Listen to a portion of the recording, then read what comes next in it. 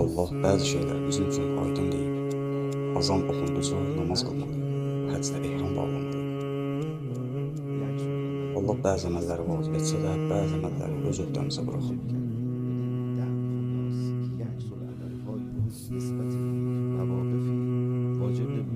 Və nə edəcəyimizi özümüz anlamalıyıq. Nə edəcəyimizi özümüz anlamalıyıq. Əl-Əsərin şəhadəti və Rübabın rəftarı ilə İsmailin bir neçə dəqiqəlik susluğunu,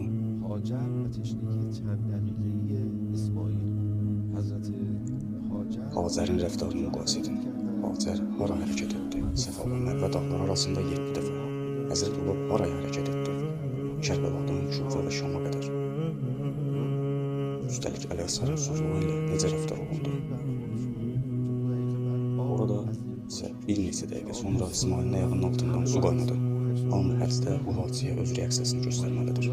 Görəsən nə baş verib ki, 7 dəfə Allahın evini dövr etməliyik. Allah dostlarından biri uşaqlar üçün susuz olduğu zaman anası 7 dəfə həmin yerə su dalınca qaçıb. Siz də bunu təşkillanmalısınız. Allah bizi bir hadisəyə görə hansısa əmələ vadar edir. Onlar Allah'a xatir hicrət etmişdilər və bir neçə dəqiqə uşaq susuz qalmışdı. Və Allah meyarları bizə göstərir və davamını özümüzə buraxaraq nə edəcəyimizi gözləyir.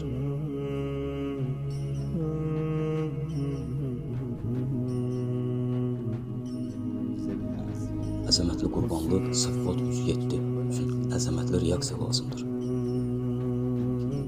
Məhərrəm ayının 10 günlüyündə möminlərin həyat tərzi dəyişir, qəlbləri cuşa gəlir, nə isə etmək istəyir. Qara bağlayırlar, əzadarlıq edirlər, məclis qururlar, mərsiyə oxuyurlar, sinə vururlar, ehsanlar verirlər.